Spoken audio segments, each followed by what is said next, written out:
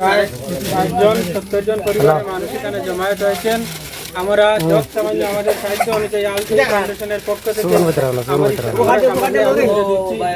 সামগ্রী আমরা দিচ্ছি।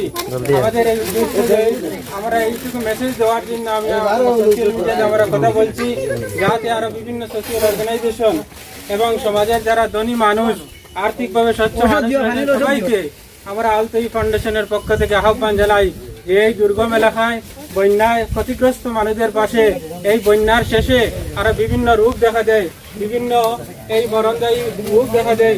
সেই রোগগুলা থেকে মানুষদেরকে রক্ষা করার জন্য যাতে আমরা সর্বগ্রস্তায় সব সময় আমরা মানুষের পাশে থাকি, এইটুকু আমাদের আহ্বান।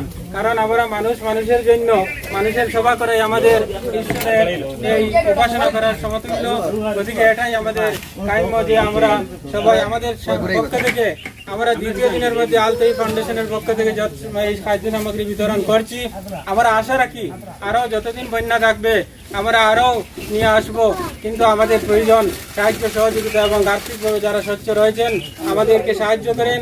আমরা দেখেন এত প্রখর রুদ্রের মধ্যে বকরিয়ার পুরা এলাকার মধ্যে দুপুর প্রায় 1 ঘটিকার সময় এই রৌদ্র অপেক্ষা করে আমাদের সঙ্গে আমাদের আলতুই ফাউন্ডেশনের চেয়ারম্যান রয়েছেন, আরো বিভিন্ন কর্মকর্তা, জেনারেল সেক্রেটারি সহ বিভিন্ন কর্মকর্তা রয়েছেন।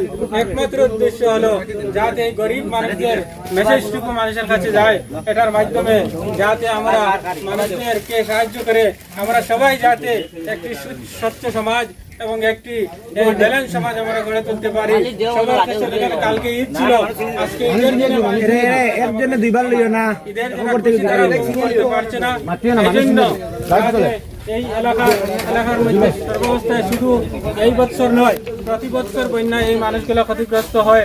রাস্তার প্রবলেম, ইলেকট্রিসিটির প্রবলেম, স্কুল কলেজে ছাত্ররা ছোট ছোট বাচ্চারা রয়েছেন, দেখেন এই বাচ্চাগুলো একদম ছোট ছোট, এদেরকে যাতে পড়াশোনার মাধ্যমে তাদেরকে যাতে এগিয়ে নিয়ে যাওয়া যায়, এটুকু আলতুই ফাউন্ডেশনের পক্ষ থেকে আমরা সবাইকে আহ্বান করি।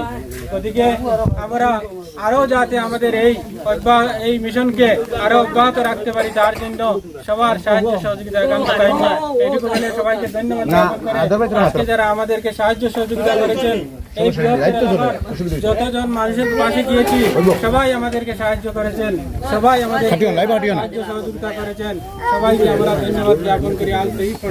আলতুই ফাউন্ডেশনের সেক্রেটারি মৌলানা হায়দার সাহেব